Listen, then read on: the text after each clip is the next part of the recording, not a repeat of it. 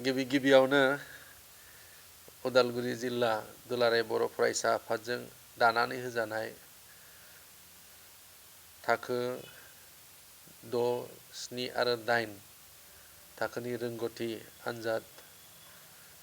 सायख' आनजाद आफादनिफ्राय जों बयनिसिमबो फैबाय थानाय गोथार बरदिननि आरो 2026 मायथाइ गोदान बोसोरनि गाहाम हामग्लायनायखौ बावहरबाय। दिनैनि बे फोरमायथिनि गेजेरजों जोङो फोरमायनो नागिरदों दि दुलाराय बर' फरायसा आफादा बर'फोरनि गेजेरावहाय जोंनि बर' बिजोंनि फरायसुला फरायसुलिफोरनि गेजेराव जोंनि फरायसाफोरा बेसेबांखिनि जौगानो हादों आरो बेसेबांखिनि हारोंथाय दोङो बे गासै बाथ्राफोरखौ सुनायनो थाखाय गुन गोनां सोलोंथाइ जोंनि फरायसाफोरनि गेजेराव लाबोनो थाखाय गोबाव समनिफ्रायनो खामानि मावबोबाय थादों। बेबादिनो उदालगुरि जिल्ला दुलाराय बर' फरायसा आफादाबो बे बोसोराव गुथि खेबनि थाखाय रोंगौथि सायख' आनजादखौ खुंनो थांगासिनो दङ।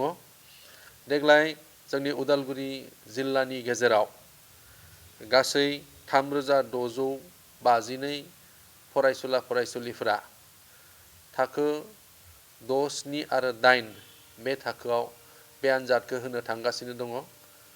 जोंहा डिसेम्बर दाननि 14 अक्ट' रबिबार सानखालि बे आनजादखौ जोङो जिल्लानि गेजेराव खुंनाय जागोन। बेनि गेजेरजों जोङो दुलाराय बर' फरायसा आफादा उदालगुरि जिल्ला आफादाबो बे आनजादाव जाय फरायसुला फरायसुलिफ्रा सेथि, नैथि आरो थामथि मासि आवग्रिनो हागोन बिथांमोन फरायसुला फरायसुलिफोरखौ जोंनि बोसोरारि जथुम्मायाव बरायनाय जायो आरो बिथांमोनखौ इयुननि समाव बांसिनहै जौगालांनो थाखाय थुलुंगा होनो थाखाय बे बेबस्थाखौ खालामनाय जादों। आरो इयुननि समावबो दुलाराय बर' फरायसा आफादा जोङो बर' बिजोंनि फरायसुला फरायसुलिफोरखौ थुलुंगा होनो थाखाय गुबुन गुबुन बे रोखोमनि हाबाफारि लानायजों लोगोसे इयुननि समावबो बे हाबाफारिफोरखौ लालांबाय थागोन। बेबादिनो दुलाराय बर' फरायसा आफादाबो बे बोसोरावहा 10थि खेबनि थाखाय थाखो 9 आरो 10 नि फरायसुला फरायसुलिफोरखौ रोंगौथि सायख' आनजाद पातिबोबाय थानाय बायदियै देग्लायबो बे अक्ट'आवनो एबा 14 डिसेम्बर अक्ट'खालि बेखौ खुंनो थाखाय लादों। जोंनि उदालगुरि जिल्लानिफ्रायबो बे आनजादाव थाखो 9 आरो 10 आव गासै 1867 फरायसुला फरायसुलिफ्रा बे आनजादावहाय जिरायगोन आरो गावनि जि हारोंथाय आरो रोंनाय बेखौ बेयावहाय जोङो सुनायनानै नायनो हागोन।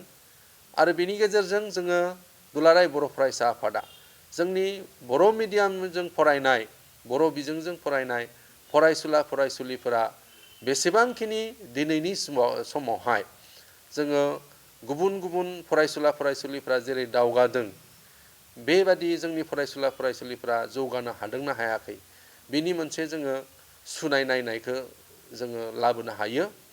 आरो बेनि गेजेरजों नुनो मोनदों दि जोंनि फरायसुला फरायसुलिफ्राबो गुबुन बिजोङाव फरायनाय फरायसुला फरायसुलिफोर बायदि गोबांखिनि रोंगौथिया दङ, रोंथाया दङ आरो निस्सय फैबाय थानाय इयुननि समाव बर' मिडियामनि फरायसुला फरायसुलिफ्राबो गुबुन बिजोंनि फरायसुला फरायसुलिफोरजों लोगोसे जोङो समान समानै जि मोनसे बादायलायनाय बे बादायलायनायावहाय आवगायलांनो हानाय जि गोहो बे गोहोआ दङ।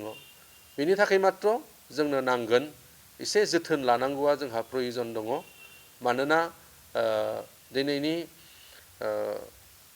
मुलुगनाङारि जि मोनसे बादायलायनायनि जुग बेयावहाय जोङो बर'जों लोगोसे गुबुन गुबुन बिथिङावबो जोङो रावनि बेलायावहा सोलोंनो गोनां जाहैयो।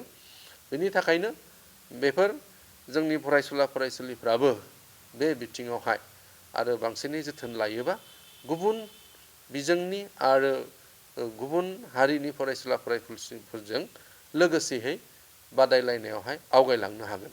बे आनजादाव थाखो 6, 7 आरो 8नि फरायसुला फरायसुलिफोरनि थाखाय जोङो MCQ एबा माल्टिपल चइस कुइसन बेवहाय होनाय जायो आरो बिनिफ्राय जोङो सायख'नानै बबे नंगौ बेखौ जोङो सायख'ना होनानै फिननायखौ होनो गोनां जायो।